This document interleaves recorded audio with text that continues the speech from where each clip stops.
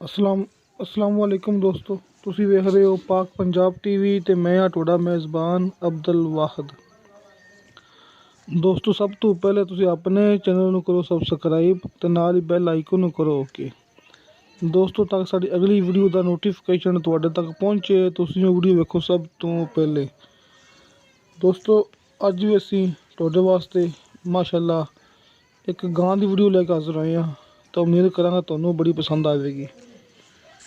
दोस्तों, साहिवाल क्रॉस गां पिछे प्योर साहिवाल वच्छा इंदे। दोस्तों, पहला सुबह सूई मालिक की गारंटी, मूँह दूंदी ये भी मालिक की गारंटी है। दोस्तों, मालिक ने सिर्फ एक बार चोई इतनी सुबह चोई है तो पिछले टाइम मेरे मूवी घलती बना के। दोस्तों, मझ बोले में दाखिल है कि एक दफ़ा चोई उन्हें इन्हें बोला कढ़िया 6 किलो। बाकी दोस्तों मज़ीद कुछ दुध के बारे नहीं कह सकते क्यों उससे हो जाए। पहला सुबह सूई तो एक टाइम चोई बस।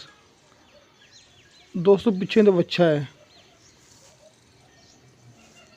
मूँह दोंदी दोस्तों सोहनी माशाअल्लाह, सोहने मुठ पर थन पूरी विरलों में। दोस्तों, किसी किस्म का कोई मसला नहीं है। दोस्तों, अपने एक दोस्त ने व्हाट्सअप की है।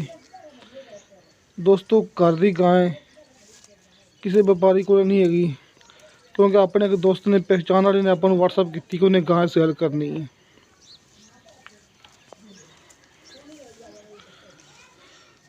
उस अलावा दोस्तों कोई बंदा कहेगा, लेकिन सिर्फ उस बंदे को नंबर मिलेगा जो बंदा पक्का अपना गाहक होगा।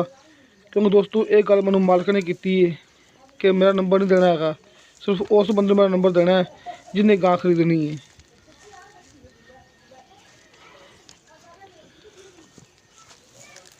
दोस्तों, माशाअल्लाह सोहनी गां है। दोस्तों, इस गां का मुल किया मालिक ने 1,25,000 रुपया, 1.25 लाख रुपया। दोस्तों, जिन्हें क्या कि मालिक ने कि जो कि भाई मुल आएगा मैं दस दिया जे कि कितना मुल आता है, लेकिन विचों प्यार मुहब्बत कर लेगा। दोस्तों, माशाअल्लाह सोहने थान पूरी विरला वेखो। दोस्तों, सोहना वरना माशाअल्लाह सोहने थान।